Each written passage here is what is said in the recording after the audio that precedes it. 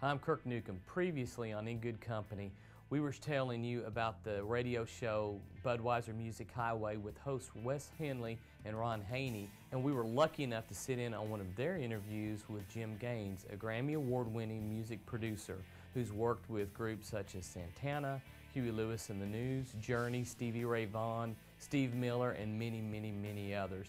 We had a chance to ask him about his early start in his career in Memphis as Stax Record. Here now is Jim.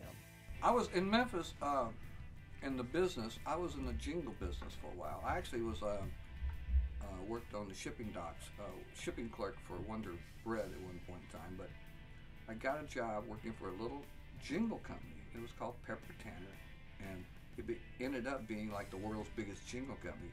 So I was hired as a gopher shipping guy because I used to ship a lot of records out. But I created a job because I saw the music part of it. It's like I created a job that didn't exist, making tape copies. So I was only a gopher for a year, and then I was a tape. And then I went into, and Wes is going to appreciate what I'm getting ready to say here.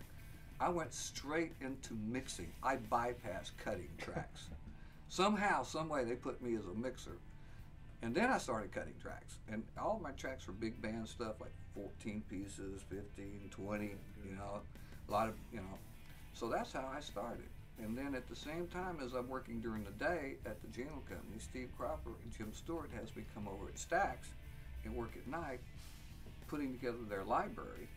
And because when I walked in the door, all their tapes and stuff was in these white boxes. There wasn't a name on any of them. And only 2 people knew what they were. So my first job was to listen to all the stuff that had been recorded and figure out what it was and make a tape library. And my second job was that the writers would come in and write at night. For instance, the Sam and Dave would come in. Booker and David and Isaac, they'd all be around writing songs, different combinations. And if Cropper may be playing drums and Booker playing guitar, who knows. Right. And the thing is, if they got something, my job was to put it down on tape that night so they wouldn't forget it, so they could come back the next day and cut it with the MGs, you know, like reel for real. So I got to hear some of these early songs in demo state, in embryo state, which is what we talked about your show. Right. So, and then I got recruited. I was chief engineer of Steve Cropper's studio before I left Memphis, and then I got recruited to a guy called Wally Heiders recruited me for 3 years to come out. He wanted me to come to LA, and I said no. And a little too big. Huh? It's LA's LA, and I can't deal with it.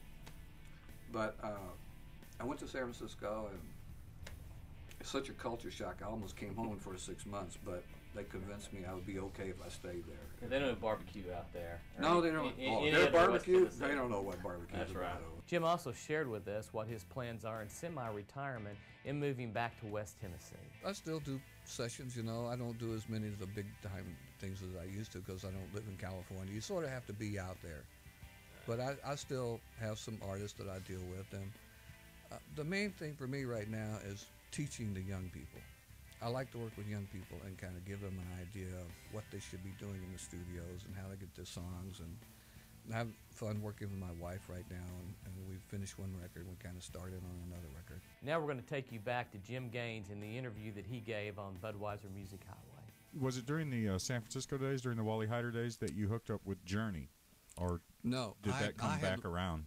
I left San Francisco, went to Seattle, and somewhere around mid-'70s, and opened up K. Smith Studios, which eventually became Bad Animals, which is you know where all the heavy rock guys discovered out of it.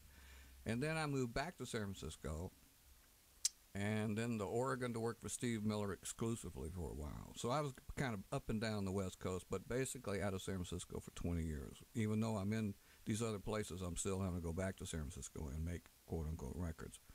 But and was the who you'd asked me to hook up? Who did I hook up with? Russ Gary. I took Russ Gary's place. Right. Russ Gary. He was the guy that engineered the Creedence all records, the Creedence right? stuff. Yeah. And what happened with Russ was he got hired by Fantasy, which is Creedence's label, because they built Creedence their own studio in the building. So he left Heiders to go over there and become a producer engineer for Fantasy. it was a big step up for him, and I was recruited to take his place. That's how I ended up there. I'll say you had a little better career than Russ. No offense, Russ, if you're listening, but you've done pretty well. It was a good move for you, obviously. Very good move. But the Journey record you did was Raised on Radio, right? The reason I got hired by Journey was because I had known, Neil Sean since he's 15 years old. My first session was in with John Lee Hooker on the record, and he came in and sat in with Freddie Roulette and all them guys. And so what happened was that I had these big hits with Huey Lewis, so I was kind of like one of the top dogs in San Francisco at that point in time. And Journey had been using some other guys, and they wanted to use a local guy. And I was brought in, and it's like, okay, what do you think? I said, let's try it and see. And that record took a year to make. Wow. It was off and on, though. Little this, little that. In the meantime, I did some other little things, and some of the breaks. You can't make another whole record during this time. But like Huey and I went down and did the first 4 cuts of Bruce Hornsby's first record. I was supposed to do the rest of that record, but I couldn't get out of the Journey project, so I had a contract. But anyway, I was brought in because Steve Perry wanted control of the band, even though he wasn't an original member. The only 2 original members were Ross and Neil at that point.